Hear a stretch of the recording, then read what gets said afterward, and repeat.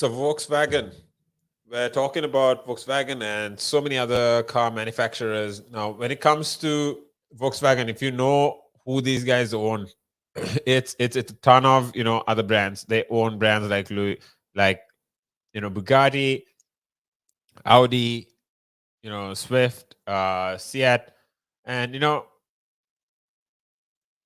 along with Skoda.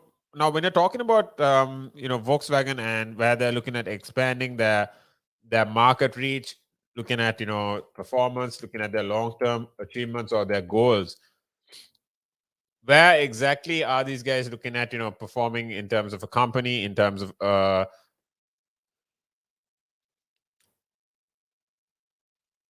because like I said, you're talking about the future of transport. You're talking about the future of commodity or community transport. This is the performance of electric vehicles. You're tuning in on the buzz, everyone. This is Tim. I'm your host all the way till 3 p.m. We've got just a couple of talk segments left, but yeah, I've got a lot of news for you. Now, breaking down, what Audi, Porsche, Seat, Skoda are doing. These guys are ambitious to innovate as a company, but still don't. I mean, we're talking about the biggest car companies in the world, right? And the fact that they don't see ROI yet might be a bit of their own operations. It might be a bit of a fuel consumption concern, in terms of innovation or R&D that they have to invest in. But what we're talking about is brands like Seat, brands like Porsche, Audi. The global giant that owns these companies is either way pushing into an ambitious road ahead and proposing, or I'd say that they're basically coming to a conclusion in the lines of where they are going to be by the end of this decade. And they are confident. They state that they will have at least 50% of their company's vehicles in electric by 2030. Now, almost all sales major markets will be electric by 2040. And this is what they say as well. Now, we know the story of Honda. I talk about this on the buzz with you, in the lines of where they are performing as a winner, as the leader in the F1 currently. And that's alongside Red Bull. That they are basically manufacturing the engine for Honda. And the fact that the F1 is still not based on electric vehicles, Honda will be pulling out at the end of this year. So that it'll be a significant challenge for Red Bull as a whole, and it'll change the narrative of F1 as well. But the approach would not only include the expanded EV range, but also a leading car software platform. So early models like the ID.4 have struggled with rough software struggles, and these compete with rivals like Tesla, Tesla Interface, or Android Automotive. So when you're talking about Volkswagen's development for CARIAD aims,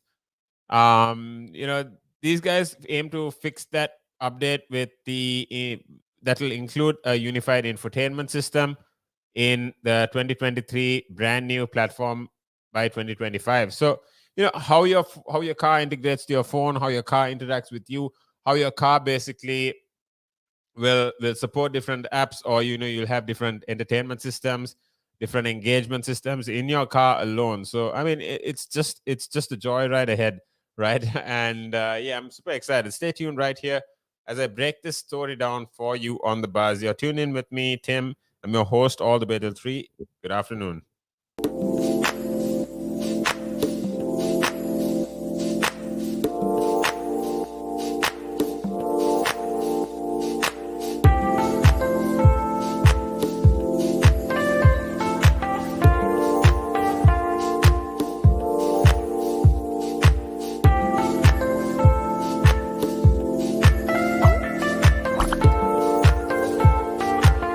The valuations that you place on an asset are always behind you. It's always in hindsight. It's never in front of you. And that's one of the challenges, right? Because you're always valuing what happened yesterday, and what you need is what's going to happen tomorrow. What am I saving or investing for? Why am I doing it? When will I need the money?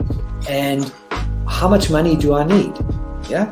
So that's quite important, because when you're looking at your net worth, you got to start with saying, well, what do I want my net worth to be, so that there's a goal, and then work backwards. How do I get there? And if I can start with £50 or $50 a week, if I save that every week, and you can go online and use calculators online. I don't have to teach you the maths behind it, but you can say, okay, and if I get a 3% return and I put this away for how long will it take to reach my goal? And that's called just this basic cash flow projection calculations. And it's what we use in financial planning all the time.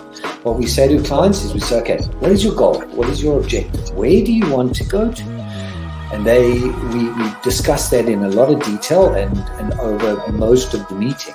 And then the rest of it is saying, okay, in your exact circumstances, with your risk profile, with how you feel about investments and pensions and taxes and where you are and who you work with, and your education level or your lack of education or how involved you want to be.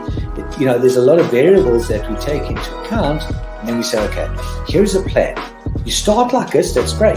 And then we review it all the time. And we say, okay, we need to increase it, we're on track, we're not, this is what is happening. Because remember, when you're dealing with assets, the valuations that you place on an asset are always behind you. It's always in hindsight. It's never in front of you.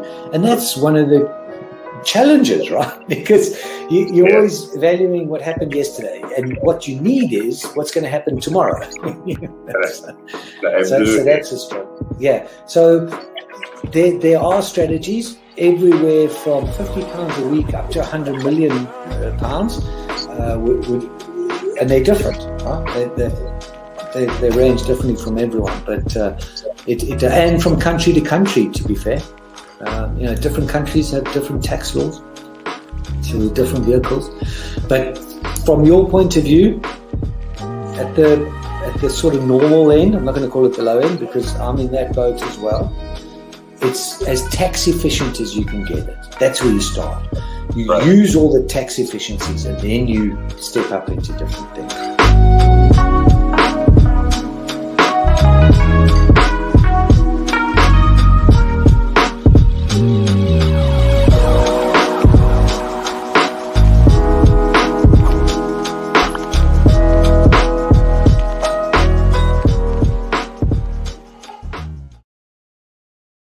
That's right. That's Chris on the buzz. Make sure you're tuned in on Thursdays, 12 to 1 p.m. Now, if you want to update your knowledge on financial discipline, these are things people don't teach you in school. How to look at your taxes, how to look at your investments, what to look at investing your money into, mortgages, loans. These are things you need to talk about. So make sure you're tuned in on the buzz from 12 to 1 if you don't want to miss Chris on Relaks Radio. But going further into the conversation around electric vehicles, I'm super excited to see where it's going to go. And when you're talking about autopilot, they're introducing a more Tesla-like controlled battery supply chain. And with the new Volkswagen, they're looking at a harmonized battery format and 6 European gigafactories by 2030. That's a big number. Now, the first coming to Sunderland with 1,600 estimated employee rate. It's super because they're looking at running with a partner, and this is Northvolt, and they're looking at starting production in 2023. Another factory is looking at being started in Sweden and Germany in Salzgitter. Right, so these gigafactories, the fact that they're in Europe, for one, will benefit not just the customer, because there'll be so many people that find these cars less costly because of the fact that they're manufactured in the EU alone. So I'm thinking, in terms of the EU, this is well strategized and this is well thought out of in terms of location. So, yeah, I mean, let me know what your thoughts are. You can always let me know in terms of EVs, gigafactories, being built in Europe. What's your take on it? What's your honest take? Do you think it's good for the economy, getting jobs, or exporting these cars? Do you like electric vehicles? What's your take on it? Make sure you comment on this video below. You can also call me up on 07852 473 473. You can also WhatsApp us on that number. It's 07852 473 473. Now, I'm your host, Tim. I'm going to be with you for another 7 minutes, but then talking to you about, Sweden, talking about, Germany. These are big gigafactories that are looking at investing, companies that are looking at investing in these areas to build gigafactories for, electric vehicles. Now we have, just like Tesla is investing in themselves, Rivian is expanding. You have Lucid, you have so many of these people expanding their operations. And then looking at a car brand for the scale of Volkswagen, this owns brands like Audi, Porsche, Seat, and Skoda. And although there are questions to whether or not these goals are ambitious enough to meet both Volkswagen's targets as well as those of the key countries in the States. So the company basically wants to stop selling combustion engine cars by 2035. So that gives them a good 5-year gap by the end of the 50. So they want to get to 50% of electric vehicles, being sold by themselves. And then in the next 5 years, they want to eliminate that 50% as well. So they want to go full electric. While the UK, Canada, US, states like California plan to ban those passenger vehicles by the same year.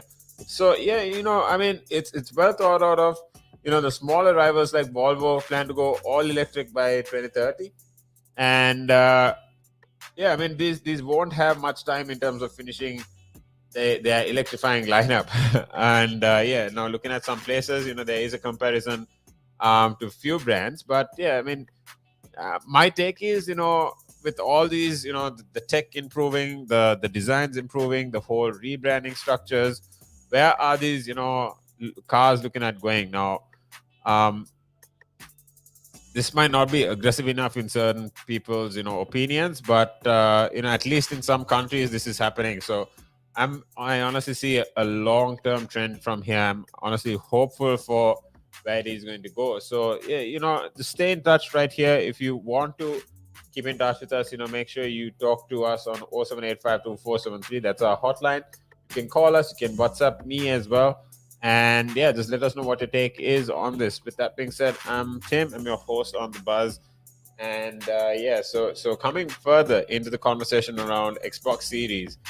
Now, there is a whole different conversation where as to, when you're talking about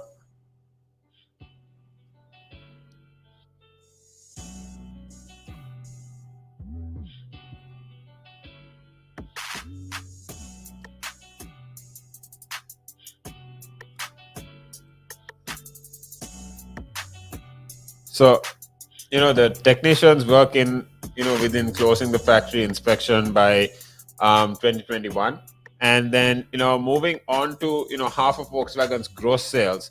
Now these are anticipated to, I'd say, hit battery electric automobiles by 2030. So Volkswagen being such a giant in the industry, where do you honestly see them being? Do you think they can cover 50% of electric vehicle sales by 2030 and then further eliminate the rest of the 50% and go all electric by 2035? That is in less than 20 years. That's in just 14 years time. So in 14 years, Volkswagen is very ambitious about an international market. This is about switching from electric from the combustion engine all the way to the electric vehicles. So yeah, just let me know what your breakdown is. Let me know what your thoughts are.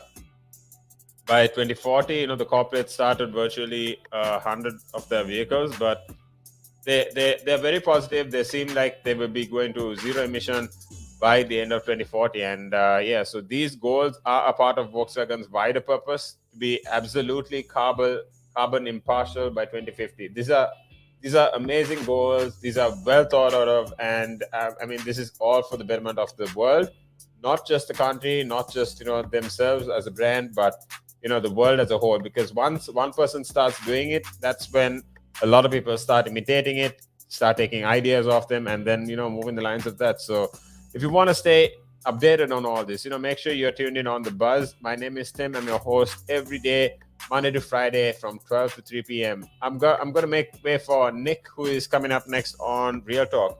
He'll be talking to you about, social issues, crime, things like, what you need to know around what you need to know around the conversations around business or COVID. So stay tuned right here. I'm Tim. I'm your host, logging out for the day. Good afternoon.